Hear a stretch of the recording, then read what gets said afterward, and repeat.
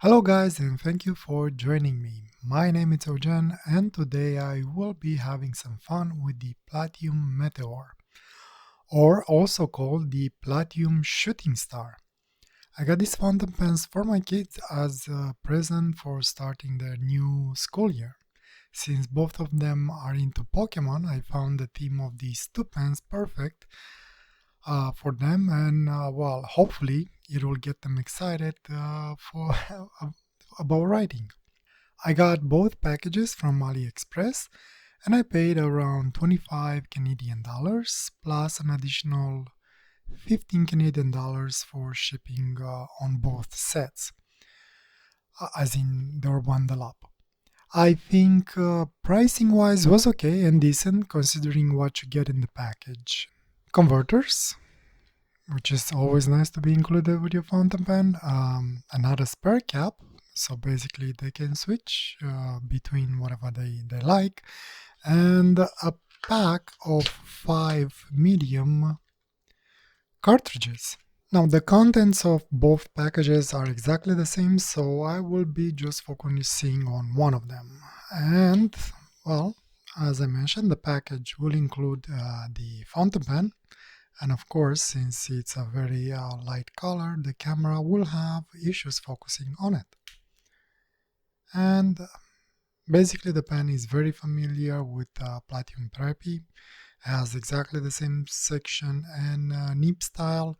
The only difference is that the Meteor has these nice stars.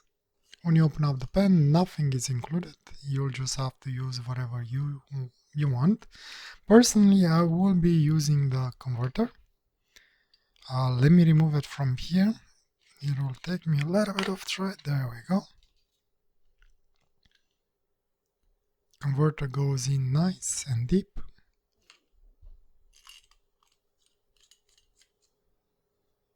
And good size. And then, like I mentioned, it does come with a spare cap, which that will get the kids excited, I guess. Since if they get bored of one, they can always change the cap and all of a sudden they have a different pen.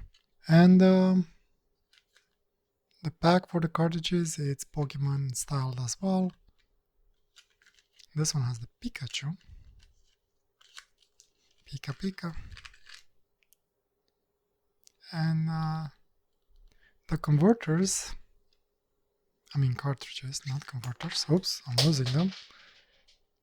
They're not Platinum branded. They are Penky RBK 12A. I have no idea what that means.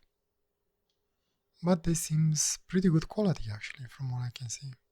And basically this is what you get in the packages. Personally, I choose to go for the Pikachu and Eve themed packages. I believe they have two more. One for Meowth and one for Ponyta. Yeah, you get to learn about Pokemons if you have kids. And I learned more than I wanted to learn.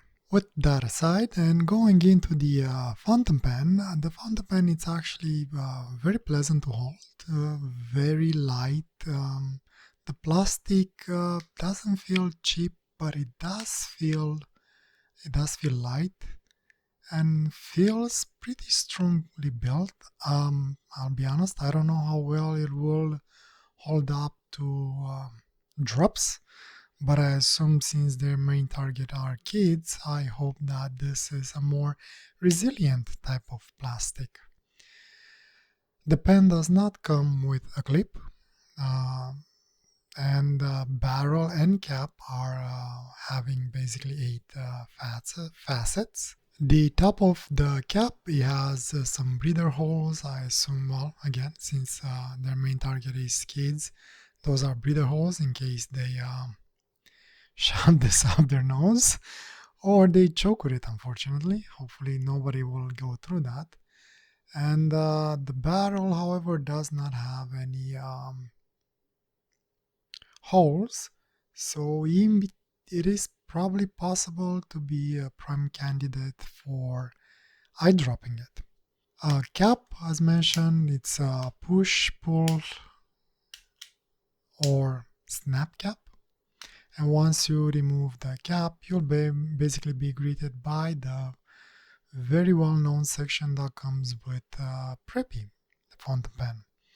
And again, the nib is the same. The only difference is that this nib comes with stars on it. The pen does pose quite well and secure. I don't see any issue with it, and the balance it's actually pretty good. It's, if I can actually balance it, with the converter inside, it's bang on in the middle. And if you remove the cap, it's again pretty much in the middle. The pen is long enough that it can easily be used non-posted if that's what you prefer. However, if you like a longer pen, and especially for drawing, the cap it's actually pretty good. It gives a nice balance to the pen. Once you remove the barrel, basically you have plastic threads on plastic threads, and I think that with a good amount of silicone grease, you could most probably make this an eyedropper. I'm not gonna attempt to do that because I don't know if this, especially this white barrel, will stain. And apparently these are only for sale in China. So I guess the only place you will be able to actually buy this fountain pen is AliExpress or any other Chinese online stores. I don't know if this writing will eventually fade out. Same with this. This is more like a sticker. It's not an actual painted on. And then having a protective coating on it is just a sticker. So hopefully, if kids are careful enough, these will last for a long time. And pretty much that's the fountain pen. Not much to say. Very simple, very light. I think I'm going to enjoy using it. This reminds me a lot of basically the cheap art supplies that I used to buy as a kid. And they were doing their job very well. And for those of you who are curious, yes, you can actually basically use the section from a Preppy into these fountain pens. Quite fairly easy and nicely. What I dislike about the Preppy, especially if you get the clear version, eventually it will start to turn yellow. So that acrylic will never stay as transparent as always. Also, it is prone to cracking. And well, these are made in China as well. Alright, and with that aside, let me try and ink them up. For today's drawing, I was planning to use a purple and a green. And since I already introduced the other Everflow inks that I had, the black and the blue-black, I thought it was time to also introduce the purple color. As a reminder, the Everflow brand unfortunately went bust some time ago. And this is a diamine metal. Never used this ink before, but I want to use it because of the, I assume and I hope, lighter green shade that it has. Filling it is very easy. I'm going to only show one of them. It's exactly the same for both of them. You just, well, put the piston down if you're using the converter. Put the fountain pen in the ink. As usual, go halfway, go back down. Actually, I have to do this a couple of times. Keep on forgetting that the feed and the way this section is designed with this fountain pen, it holds a lot of ink. So there's a lot of priming that needs to be done. You still get quite a big air gap in there, but should be enough for what I need. Cleaning it is very easy. no residue left behind. And I'm gonna go ahead and fill up the other pen, and I'm gonna come back with a writing sample. Alright, and with that done, let's do a quick writing sample. We shall start with this one, which is the purple one.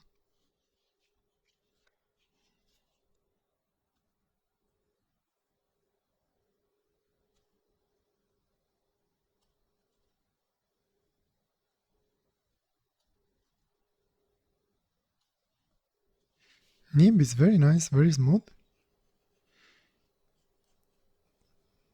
Seems to be working just fine.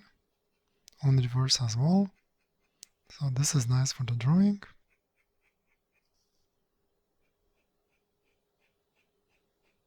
And I love this purple.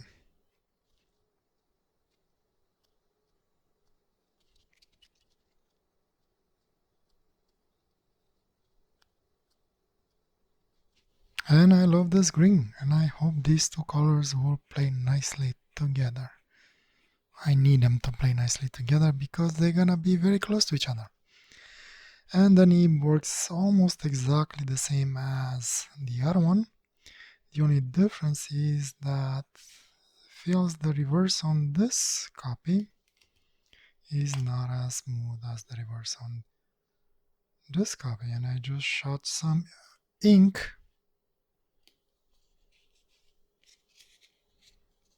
out of the pen. Okay, so we have some issue. The pen is overflowing. Good thing I'm testing them before passing them to kids, and my hands are purple. Yay! Alright, well, I'll double check and see what's going on with this pen, and hopefully it's nothing major. For today's drawing, I wanted to keep it sort of a simple. Basically, I'm gonna do a close-up on a leaf. This is a picture that I've taken some time ago. Very interesting leaf. Basically, it has veins that kind of look purplish, since the purple color. And well, the rest of the leaf that was green with veins and so on. The point of interest, and I hope I'm gonna do it justice, the leaf had water droplets on it after rain. So that's the part that I'm very interested in, and I hope I'm gonna it's gonna turn out okay.